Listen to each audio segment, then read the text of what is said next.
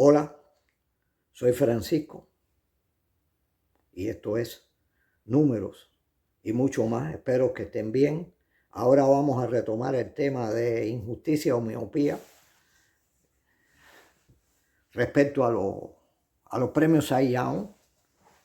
Habíamos visto el caso de 1959 donde Early Wynn fue favorecido sobre Camilo Pascual, que tuvo una temporada mucho más dominante que él, aunque la visión superficial que imponían los hábitos de esa época y la inexistencia de las estadísticas modernas favorecieron a Wynn.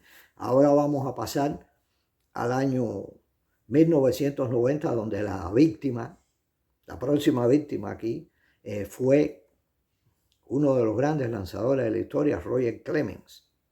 Y el pitcher favorecido fue un lanzador excelente, Bob Welch. Bob Welch debe fundamentalmente ese premio a haber ganado 27 juegos y haber sido miembro del equipo campeón.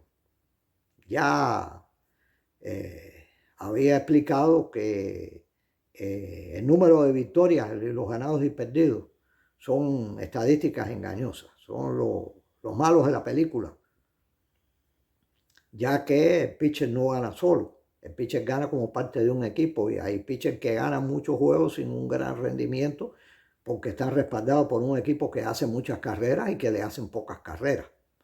Y ese fue el caso del Oakland en este año en que Bob Welch ganó 27 juegos. Hay algo aquí que es difícil de combatir, que es el problema del apego a números redondos y a las simplificaciones, que nos ayudan a entender, o mejor dicho, a veces a creer que entendemos sin entender. Ya lo vimos en las explicaciones que di en las matemáticas del vago. Bueno, ahí las famosas 20 victorias, ya en las condiciones del picheo actual es muy difícil ganar 20 juegos. Ahora habría que pensar que un super lanzador sería uno que es capaz de ganar 15 juegos. Si nos limitamos a las victorias, nada más, que como vemos no son lo más importante. Ahora, a principios del siglo XX, la situación era completamente distinta. Ganar 30 juegos era posible. Claro, había que ser un lanzador resistente y brillante, pero por ejemplo, el gran Christy Mathewson, que era el epítome de la calidad en esa época, ganó 30 o más juegos en 4 ocasiones. Después lo hicieron una serie de pitchers de su época, como el gran Walter Johnson, como Grover Cleveland Alexander, los principales lanzadores de la época de la bola muerta y de la estrategia basada en el robo, en las jugadas tácticas sorprendentes, en el bateo de contacto. Después de la década del 20 al 30, cuando le quitaron sus armas a los pitchers de alteración de la pelota, vino la bola viva, todo cambió. Fue una época de mucho dominio del bateo y nadie ganó 30 juegos. Adolfo Luque fue uno de los que más se acercó y se ha analizado que en la campaña que él ganó 27 juegos hubo una serie de decisiones del manager en el uso de su rotación de lanzadores que quizás hubiera favorecido a Luque y pudiera haber llegado, y si hubiera tenido una campaña de 30 juegos estaría hoy en el Hall de la Fama. Un hombre que fue la primera superestrella latinoamericana de las grandes ligas. Y después, bueno, se produce las 2 temporadas de 30 juegos de los años 30, que fueron a cargo de uno de los pitchers que está en el pináculo, Lefty Groffi, de DC Dean, que fue otro lanzador espectacular que duró poco. De ahí se acabó lo que se daba hasta 1968, donde Denny McLain gana 31 juegos favorecido por un equipo muy bateador. En el resto de sus parámetros estadísticos no fue ni siquiera el lanzador más dominante de la Liga Americana, que fue Luis Tiant. Y en la Liga Nacional, por favor, la gran temporada de Bob Gibson, y sin embargo Bob ganó 22 juegos. De ahí en adelante, bueno, 27 juegos se acercó Steve Carlton en una temporada increíble con el equipo sotanero. Ahí sí los 27 juegos valen millones. Y bueno, llegamos a Bob Welch, que ganó 27 juegos. Y dijeron, bueno, ¿desde qué época nadie ganaba 27 juegos? La hazaña de este hombre ha sido tremenda. Cuando, en realidad, cuando vamos a compararlo, por ejemplo, en el WAR, en el índice de rendimiento general, Clemens le saca 10 contra 3, 10 contra 2.9. Una diferencia enorme. En carreras limpias le saca un punto. Lo supera en ponchados, lo supera en ponchados por 9 innings, en bases y hit por inning pichado, en el picheo independiente del fildeo. En todas lo supera aplastantemente, incluso Welsh en la mayoría de estos casos. Ni siquiera es uno de los 10 primeros. Incluso no fue el mejor pitcher de su propio equipo, que fue Dave Stewart, otro lanzador importante de esa época que se encontraba en su mejor momento.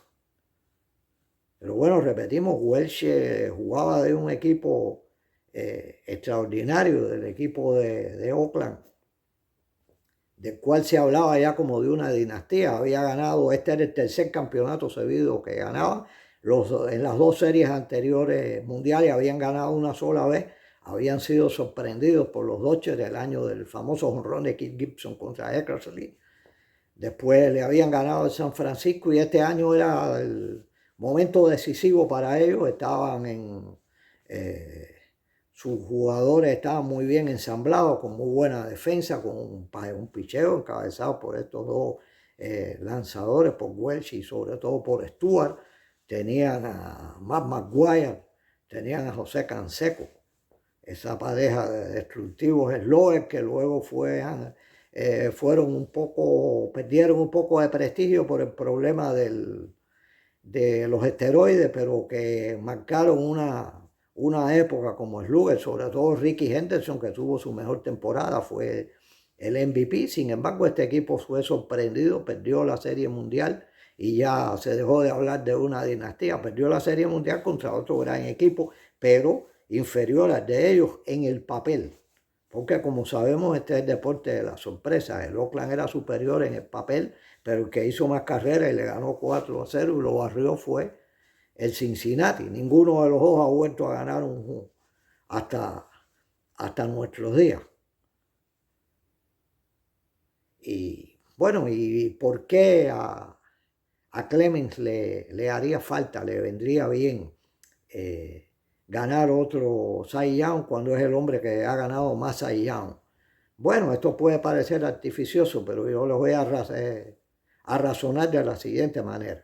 Primero, creo que es absurdo que Roger Clemens y Barry Bonds no estén en el Hall de la Fama, cuando muchos expertos consideran que ha sido el mejor pitcher o uno de los 5 mejores pitchers, y en el caso de Barry Bonds, quizás el jugador de posición más completo. Y después vamos a dejar aparte la época de los esteroides. Observando bien sus récords, es fácil decir cuándo se empezaron a favorecer. Clemens fue en el 96, llevaba 3 años decadente y ahí ahí resurgió, tuvo su mejor campaña en el 97. Por cierto, volvemos al 90, a la segunda mejor campaña en la larga carrera de Roger Clemens. Bonds, hacia el 99, es un caso distinto. Bonds no había decaído. Bonds seguía siendo un bateador consistente, con números comparables a los que tenía cuando más joven, pero lo que hace Bonds es distinto. Se convierte de un jugador all-around, de un jugador completo, en un especialista en bateo y en el bateo de fuerza. Vamos a picarle a la carrera y de todas maneras vemos que Clemens tenía ya un acumulado WAR superior al de muchos jugadores que lo han obtenido, a muchos lanzadores que lo han obtenido en 15 o 20 temporadas. Y el caso de Bonds es semejante. Bueno, y Clemens tendría un cuarto Cy Young, vamos a ponerle entre comillas, limpio, no como los que obtuvo después.